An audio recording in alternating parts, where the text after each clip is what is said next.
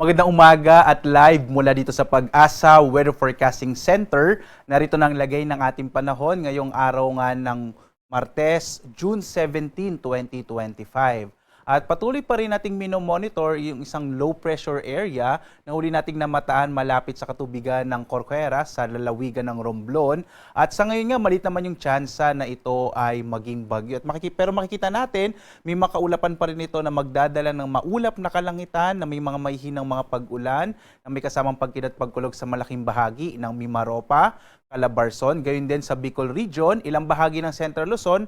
Lalo na inaasahan natin, posibleng medyo kumilos ito pakanluran, hilagang kanluran kung hindi ito malulusaw ngayong umaga. So posible pa rin ang maulap na kalangitan sa bahagi ng Bataan, Zambales, Pampanga, Bulacan at maging dito sa Metro Manila, inaasahan pa rin natin malaki yung tsansa ng mga pag-ulan bandang tanghali hanggang hapon hanggang sa gabi. Samantala, meron pa rin tayong easterlies o yung hangin nagmumula sa karagatang Pasipiko at ito ang magdadala ng mas malaking tsansa ng mga pag-ulan sa may bahagi naman ng Aurora, Quirino at Isabela. Makikita naman natin yung Intertropical Convergence Zone or ITCZ ay nasa offshore, sa may karagatan lamang at hindi nakakaapekto, direct na nakakaapekto. Nitong mga nakarang araw, nagdala ito ng mga pag-ulan sa Mindanao, pero ngayon, ang malaking bahagi ng Visayas at Mindanao ay makararanas naman ng mga isolated o pulupulong mga pag-ulan, pagkulog dulot ng mga localized thunderstorms.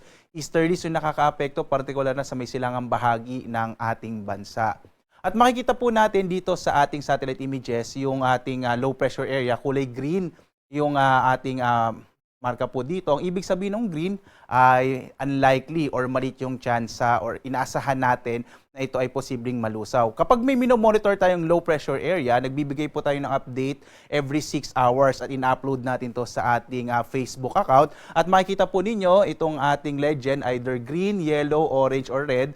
Dito po natin makikita kung magiging bagyo ba ito in the next 12 to 24 hours hanggang 70 hanggang sa mga susunod po ng mga oras. So patuloy po nating magbibigay ng update after 6 hours po kung anong mangyayari dito sa low pressure area na ating minomonitor. So lagi tayong mag-update sa ating Facebook account at iba pang mga social media platforms kasama yung ating website.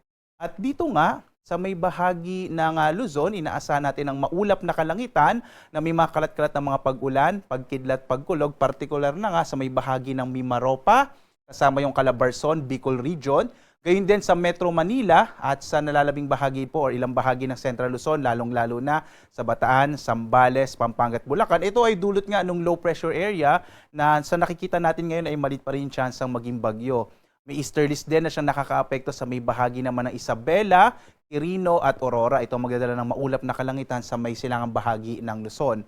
Ay ibang bahagi ng Luzon, kasama na dyan yung Cordillera, Ilocos Region at nalabing bahagi ng Cagayan Valley, ay makararanas ng mas maliwalas sa panahon pero posible pa rin yung mga isolated o pulupulong pag-ulan, pagkidlat, pagkulog. So medyo mainit at tanghali pa rin ang mararanasan sa may Northern Luzon. Agwat nga na temperatura sa Lawag, 25 to 33 degrees Celsius. Sa Tuguegarao hanggang 27 degrees Celsius. Sa Baguio naman, 18 to 25 degrees Celsius. Sa Metro Manila, 26 to 33 degrees Celsius. Sa Tagaytay, 25 to 31 degrees Celsius. Habang sa Legazpi, sa bahagi ng Bicol, 25 to 31 degrees Celsius. Dito naman sa Palawan, inaasahan din natin ang maulap na kalangitan na may mga pag-ulan, partikular na sa may northern part ng Palawan dahil nga kumikilos pa hilaga at hilagang kanluran yung low pressure area. Ang agwat ng temperatura sa Calayan Islands, 27 to 31 degrees Celsius, sa Puerto Princesa, 26 to 31 degrees Celsius. Ang nalabing bahagi naman ng Kabisayaan, makararanas sa mga isolated o pulupulong pag-ulan, pagkidlat, pagkulog. Agwat ng temperatura sa Iloilo, 26 to 31 degrees Celsius. Din naman sa Cebu, nasa 25 to 32 degrees Celsius, sa Tacloban hanggang 31 degrees Celsius. At dahil hindi naman masyadong nakakaapekto ang ITCZ, inaasahan natin ang mas maliwalas sa panahon dito sa may bahagi ng Mindanao. Pero posible pa rin yung mga thunderstorms, lalo na sa hapon hanggang sa gabi, dulot ng mga localized thunderstorms.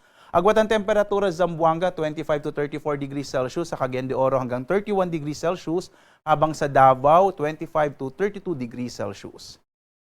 Sa lagay naman ng ating karagatan, wala naman po tayong nakataas na gale warning, kaya makikita natin banayad hanggang sa katamtaman na magiging pag-alon ng ating karagatan, ligtas sa pumalawat yung mga sakyang pandagat at malilit na mga bangka sa mga baybayin ng ating bansa. Iba yung pag-iingat kapag meron pong mga thunderstorms na kung minsan nagpapalakas ng alon ng karagatan.